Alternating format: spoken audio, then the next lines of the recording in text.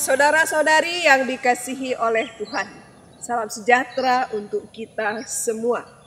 Hari ini hari Sabtu tanggal 14 November 2020. Bacaan Injil diambil dari Injil Lukas bab 18 ayat 1 sampai ayat 8. Yesus mengatakan suatu perumpamaan kepada mereka untuk menegaskan bahwa mereka harus selalu berdoa dengan tidak jemu-jemu. Katanya, dalam sebuah kota ada seorang hakim yang tidak takut akan Allah dan tidak menghormati seorang pun. Dan di kota itu ada seorang janda yang selalu datang kepada hakim itu dan berkata, "Belalah hakku terhadap lawanku." Beberapa waktu lamanya hakim itu menolak, tetapi kemudian ia berkata dalam hatinya, "Walaupun aku tidak takut akan Allah dan tidak menghormati seorang pun, namun karena janda ini menyusahkan aku, baiklah aku membenarkan dia supaya jangan terus saja ia datang dan akhirnya menyerang aku." Kata Tuhan, camkanlah apa yang dikatakan hakim yang lalim itu. Tidakkah Allah akan membenarkan orang-orang pilihannya yang siang malam berseru kepadanya? Dan adakah ia mengulur-ulur waktu sebelum menolong mereka? Aku berkata kepadamu, ia akan segera membenarkan mereka. Akan tetapi jika Anak Manusia itu datang, adakah ia mendapati iman di bumi? Demikianlah sabda Tuhan. Saudara-saudari yang terkasih, seorang anak kecil yang meminta sesuatu kepada orang tuanya mempunyai senjata yang efektif, yaitu tangisannya. Kalau permintaannya tidak dipenuhi, ia akan menangis meraung-raung sampai permintaannya diberikan. Hal yang sama bisa kita lakukan kalau kita berdoa meminta kepada Tuhan. Apa senjata kita ketika meminta sesuatu kepada Tuhan? Berbicara mengenai doa akan menimbulkan banyak pertanyaan. Mengapa kita harus berdoa? Sudah terus berdoa, tapi mengapa permohonannya terus tidak dikabulkan? Sampai berapa kali kita harus berdoa hingga permohonan kita dikabulkan? Bagaimana kita harus menjawab pertanyaan-pertanyaan ini?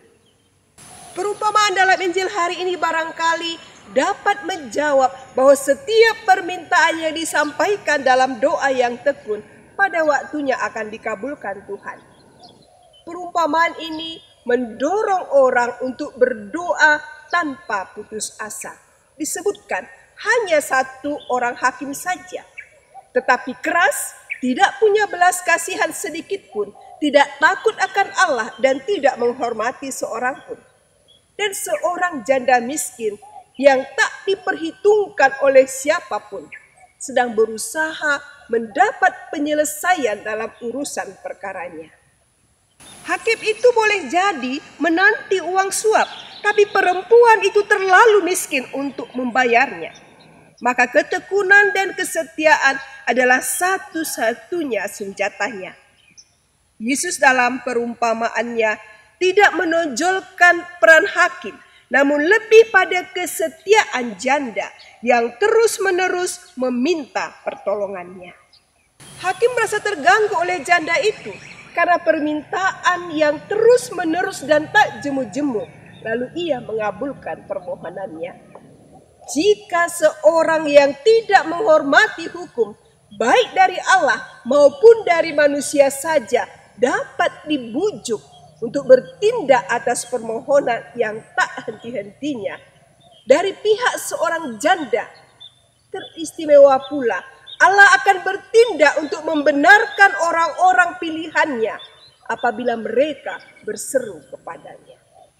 Maka contoh iman dan ketekunan si janda dalam memohon, inilah yang diharapkan oleh Yesus dari kita.